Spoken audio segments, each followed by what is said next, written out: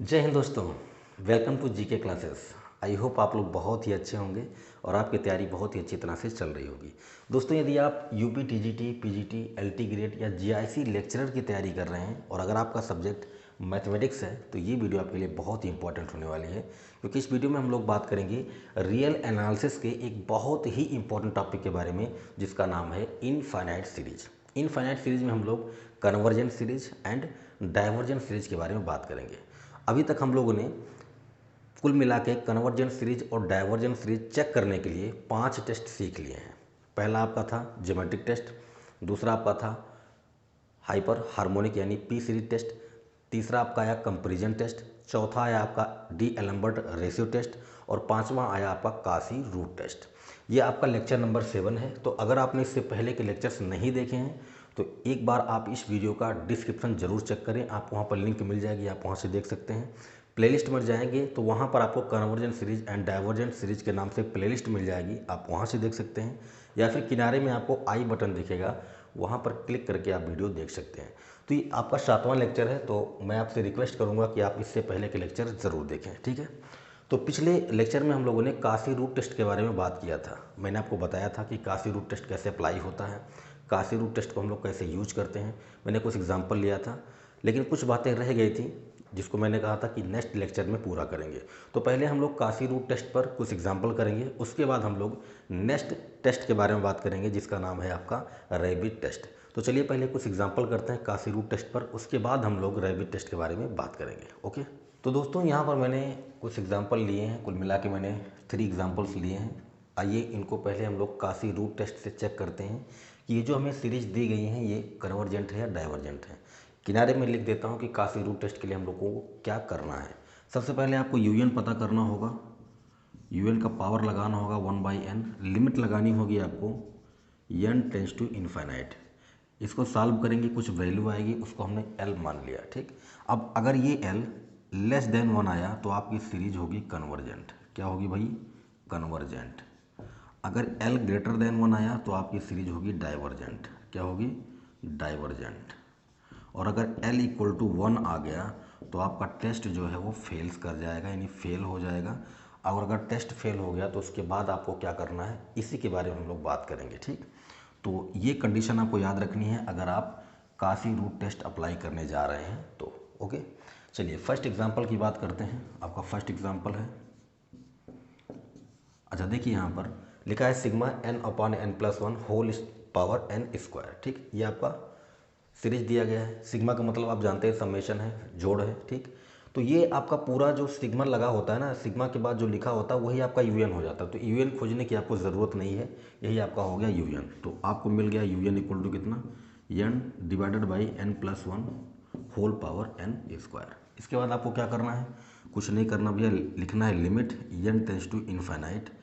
UN की value है n/n+1 whole power n square. इसके बाद आपको क्या करना है, होल पावर 1/n लगा देना है, ठीक। यूएन के पावर में कितना, 1/n है। अब इसी को हम सॉल्व करेंगे, ठीक। तो करते हैं, देखो। अच्छा, इस स्क्वायर से ये n तो कैंसिल हो जाएगा, तो बचेगा आपके पास कितना, limit n tends to infinite. अच्छा, बार बार इसको लिखने की ज़रूरत नहीं है, मैं आपको समझा रहा हूँ इसलिए लिख रहा हूँ, बाकी लिखने की ज़रूरत नहीं है, बार बार एक ही बार में लिख सकते हैं आप। n/n+1 पावर कितना भैया, सॉरी पावर n, ठीक है ना, पावर केवल n बचेगा। ओके, अब एक काम ये करते हैं, इसको उल्टा कर देते हैं। उल्टा करने से फ़ायदा क्या होगा, देखो ये हो गया limit n tends to infinite. इसको उल्टा करोगे ये ऊपर चला गया, n+1 अपॉन कितना, n हो गया, और होल पावर कितना हो गया, -n। जब उल्टा करोगे, उल्टा करने का मतलब इसको ऊपर करेंगे इसको नीचे करेंगे तो इसका पावर प्लस है तो माइनस हो जाएगा। मतलब ये है कि n/n+1 है ना, पावर कितना है, ये है। अगर मैं इसको लिखूंगा, ऐसे लिख दूं,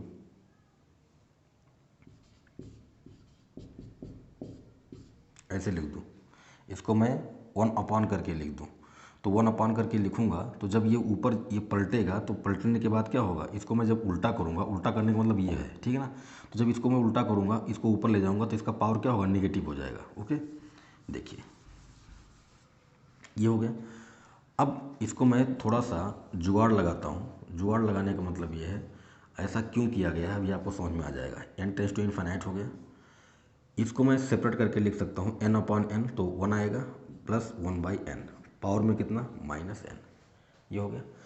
थोड़ा सा और काम कर लेते हैं, बस आंसर आपका आ गया। देखो भाई, इसको मैं ऐसा लिख सकता हूँ 1 + 1/n पावर n, और होल पावर लगा के लिख सकता हूँ क्या, -1 लिख सकता हूँ, बिल्कुल लिख सकता हूँ।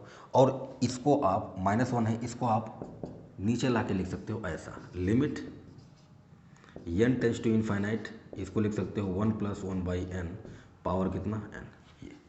और ये हम डायरेक्ट वैल्यू जानते हैं, लिमिट वाले चैप्टर में हम लोगों ने पढ़ा है, इसकी वैल्यू निकाली है। ये टोटल सॉल्व करने पे ई आता है, एक्सपोनेंशियल वाला ई, तो ये हो गया 1/e। ई की वैल्यू होती है 2.71 समथिंग होती है, तो जो ई की वैल्यू होती है वो वन से ग्रेटर होती है। तो 1/e का मतलब है कि नीचे वाली वैल्यू 1 से अगर ग्रेटर है, तो अगर इससे बड़ी संख्या नीचे है और उससे आप जब डिवाइड करोगे, भाग करोगे, तो ऑलरेडी ये टोटल नंबर जो आएगा वो <1 आएगा, ठीक।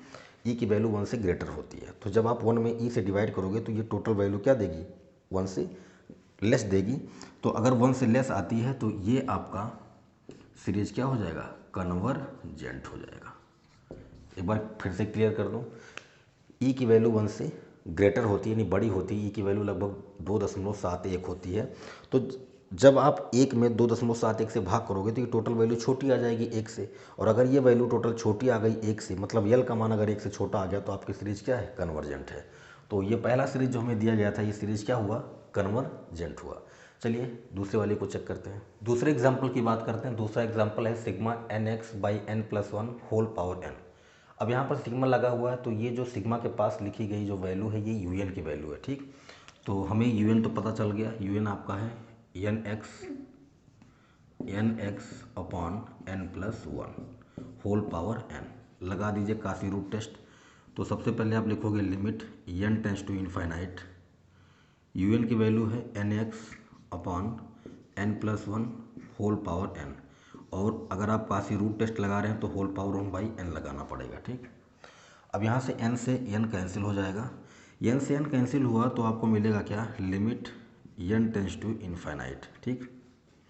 क्या मिला, nx अपॉन, अच्छा देखो यहाँ नीचे n+1 बच रहा है, तो मैं n को कॉमन कर लेता हूँ, क्या मिलेगा, 1/n। n से n कैंसिल हो गया, और जैसे आप लिमिट लगाओगे तो ऊपर तो x है, नीचे यहाँ पर लिखोगे तो 1/इनफाइनाइट, 1/इनफाइनाइट 0 होता है, तो केवल 1 बचेगा।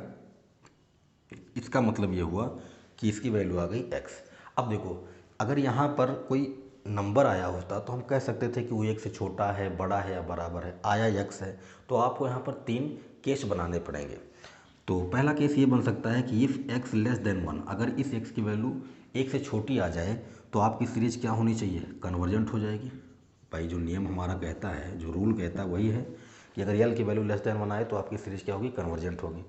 अगर इस x की वैल्यू <1 आ जाए तो आपकी सीरीज क्या हो जाएगी, डाइवर्जेंट हो जाएगी। क्या हो जाएगी भैया, डाइवर्जेंट हो जाएगी। और अगर गलती से इस x की वैल्यू 1 आ जाए, l = 1 आ जाए,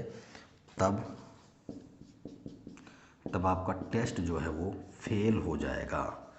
तब आप काशी रूट टेस्ट से ये नहीं बता पाएंगे कि ये सीरीज x = 1 पर कन्वर्जेंट है या डाइवर्जेंट है। तब क्या करेंगे, तब कुछ नहीं करना है, तब आपको वापस यूएन के पास आ जाना है। यूएन के पास आएंगे, यूएन में जहाँ x है वहाँ पर आप 1 रख दीजिए। जैसे यहाँ 1 रखेंगे तो आपको मिलेगा n/n+1 होल पावर n। इसको एक काम करते हैं, उल्टा कर देते हैं। उल्टा करने का मतलब ये है कि n+1 को ऊपर लिख देते हैं और n को नीचे कर देते हैं, तो इसका पावर प्लस है, माइनस में हो जाएगा, जैसे हम लोगों ने इस वाले में किया था। अच्छा, इसको दूसरे तरीके से ऐसा भी लिख सकते हैं, n/n, तो n/n करोगे तो 1 हो जाएगा और 1/n हो गया, ठीक। पावर कितना हो गया, n। एक काम ये करते हैं कि इस पावर -n को कुछ इस तरह लिख देते हैं, मल्टीप्लाई करोगे तो वापस आपको पावर -n ही मिलेगा, और पावर -1 है तो इसको हम ऐसा भी लिख सकते हैं, ये, ठीक। अब देखो, लिमिट भी आपको लगानी है, ये आपका यूएन है, ठीक, यूएन है। अब देखो, मैंने आपको पहले लेक्चर में बताया था कि अगर कोई सीरीज कन्वर्जेंट है, मान लीजिए कि सिग्मा यूएन है वो कन्वर्जेंट है, तो अगर सिग्मा यूएन कन्वर्जेंट है तो limit n tends to infinite u n equal to 0 आना चाहिए। अगर सिग्मा यू एन कन्वर्जेंट है तो लिमिट n टेंस टू 0 और n tends to infinite u n equal to 0 आना चाहिए। मतलब ये है कि अगर x इक्वल टू 1 पर x इक्वल टू 1 रखने पर ये सीरीज अगर कन्वर्जेंट आती है तो इसका मतलब ये है कि अगर हम इसमें लिमिट लगाएं तो लिमिट लगाने के बाद ये 0 आना चाहिए। ये क्या आना चाहिए? 0 आना चाहिए। यही तो कह रहा है कि अगर सिग्मा यू एन कन्वर्जेंट है तो limit n tends to infinite u n equal to 0 आना चाहिए। तो अगर हम यहाँ पर लिमिट लगा दें n टेंस टू इन्फाइनाइट और सॉल्व करें, अगर ये 0 आ जाता है तो x इक्वल टू 1 पर ये सीरीज आपकी क्या होगी? कन्वर्जेंट होगी। और अगर 0 नहीं आया तो आपकी ये सीरीज x इक्वल टू 1 पर डाइवर्जेंट हो जाएगी। तो सॉल्व कर लेते हैं। जैसे आप लिमिट ऑपरेट करोगे, लिमिट लगाओगे, limit n tends to infinite, तो 1 अपॉन क्या? 1 प्लस 1/n पावर n। आपको पता है कि ये e की वैल्यू होती है, तो कुल मिला के आ गया कितना? 1/e। और 1/e जो है ना, ये नॉट इक्वल टू 0 है। 0 तो नहीं है, 0 तो होगा नहीं। इसका मतलब ये है कि x इक्वल टू,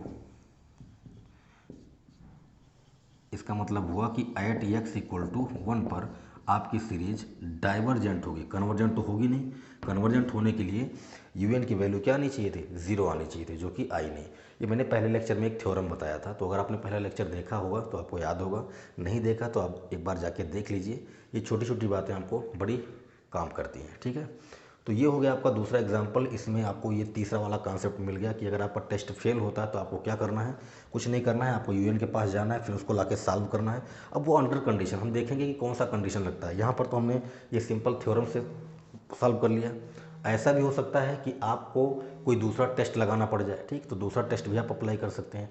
तो आप जैसे आपसे बनता है वैसे आप चेक करेंगे। हाँ, ध्यान रखें कि अगर एक आ गया तो आपका यहाँ पर काशी रूट टेस्ट फेल हो जाएगा, फिर आपको कोई दूसरा तरीका खोजना पड़ेगा, ठीक। चलिए अब बात करते हैं हम लोग अपने तीसरे एग्जाम्पल की। तीसरा एग्जाम्पल कुछ इस तरह दिया गया है। अभी तक पहले और दूसरे में सिग्मा लगा हुआ था, तो हमने डायरेक्ट कह दिया कि ये हमारा यूएन है, ये हमारा यूएन है। लेकिन अब हमें क्या करना पड़ेगा? पहले यूएन पता करना पड़ेगा, ठीक। तो कुछ नहीं करना है, जो आप सीरीज देख रहे हैं इसमें आप थोड़ा सा ध्यान से देखेंगे तो आपका काम बन जाएगा, जुगाड़ लग जाएगा। जुगाड़ कैसे लगाना है देखो भाई। ऊपर लिखा है 2 स्क्वायर, नीचे लिखा 1 स्क्वायर। फिर नेक्स्ट वाले में देखो लिखा 3 क्यूब, नीचे लिखा 2 क्यूब। फिर नेक्स्ट वाले में देखो 4 पावर 4, नीचे 3 पावर 4। और ध्यान से देखो, यहाँ 2 है, यहाँ 1 है, तो यहाँ भी 2/1 है। यहाँ 3 2 है तो 3/2 है। यहाँ 4 3 है तो 4 3 है, ठीक। तो मतलब ये हुआ कि ऊपर जो भी है उससे एक कम नीचे होना चाहिए। तो हमने कहा कि भाई नीचे अगर n है, नीचे अगर n है तो ऊपर होना चाहिए n+1। सीधी सी बात है। n इक्वल टू 1 रखोगे तो नीचे 1 हुआ, ऊपर 1 1 2 हो जाएगा। यहाँ n इक्वल टू 2 रखोगे 2 1 3 हो गया। यहाँ n इक्वल टू 3 रखोगे 3 1 4 हो गया, ठीक। तो ये तो पहला टर्म ये बन गया। अच्छा, पावर देखो, पावर जो ऊपर यहाँ नंबर लिखा गया यहाँ पर वही पावर लगा हुआ ऊपर नीचे। इसका मतलब ये है कि यहाँ पर जो नंबर लिखा गया n+1 यही इसका पावर होगा। n+1 यहाँ भी और n+1 यहाँ भी। ये पहला टर्म कंप्लीट हो गया। हम nth टर्म लिख रहे हैं इसका, nth टर्म। ये पहला टर्म, ये दूसरा टर्म, ये तीसरा टर्म, ऐसे ऐसे nth टर्म लिख रहे हैं। तो ये अब पहला कंप्लीट हो गया। दूसरे में कुछ नहीं करना भाई, माइनस लगा दो। नीचे अगर n है तो ऊपर क्या होगा? n+1 होगा। ये हो गया। इसके बाद देखो यहाँ क्या है? 1 है, यहाँ 2 है, यहाँ 3 है। मतलब ये पहला टर्म, ये दूसरा टर्म, ये तीसरा टर्म, ऐसे ऐसे ये nth टर्म आएगा तो पावर में कितना आएगा? -n आएगा। मिल गया यूएन। कुछ नहीं होता है, बस सीरीज को ध्यान से देखोगे तो आपको यूएन मिल जाएगा आराम से, ठीक। अब लगा दो Cauchy root test. Cauchy root test लगा देते हैं भैया। तो यूएन आपका ये है n+1 power n+1 upon n power n+1 minus n+1 upon n whole power -n। और काशी रूट टेस्ट लगा रहे हो तो होल पावर 1/n भी लगाना पड़ेगा, ठीक। इस n से ये वाला n तो कैंसिल हो गया भैया। देखो क्या आया? लिमिट आया, n टेंस टू इनफाइनाइट आया। पावर में यहाँ -1 बचेगा, तो -1 का मतलब है इसको आप उल्टा करके लिखोगे, ऐसे लिखोगे, ठीक। -1 का मतलब इसको आप लिख सकते हो उल्टा करके। तो n+1 power n+1 upon n power n+1 minus n+1 upon n+1, ये आ गया, ठीक है ना। अच्छा, अब देखो, अब आपको इसे सॉल्व करना है और इसे सॉल्व करने के बाद आपका आंसर आ जाएगा, ठीक। तो कैसे करें सॉल्व? देखिए, आप ध्यान से देखें तो ये लिखा है n+1, पावर में n+1 है, यहाँ भी n है, पावर में n+1, तो इसको हम एक साथ लिख सकते हैं। तो लिख लेते हैं, ये हो गया limit n tends to infinite. इसको आप लिख सकते हो n+1/n होल पावर n+1 लिख सकते हैं। और ये आपका तो है ही n+1/n, ठीक है। ये नीचे है यानी ऊपर आपका 1 चल रहा है, ठीक है। ये हो गया। इसको आप थोड़ा सॉल्व करेंगे तो सॉल्व करने के बाद आपको मिलेगा क्या, limit n tends to infinite 1/, इसको सॉल्व करेंगे तो आएगा 1+1/n, पावर में है n+1, ठीक है, माइनस ये हो गया आपका 1+1/n, यही तो होगा।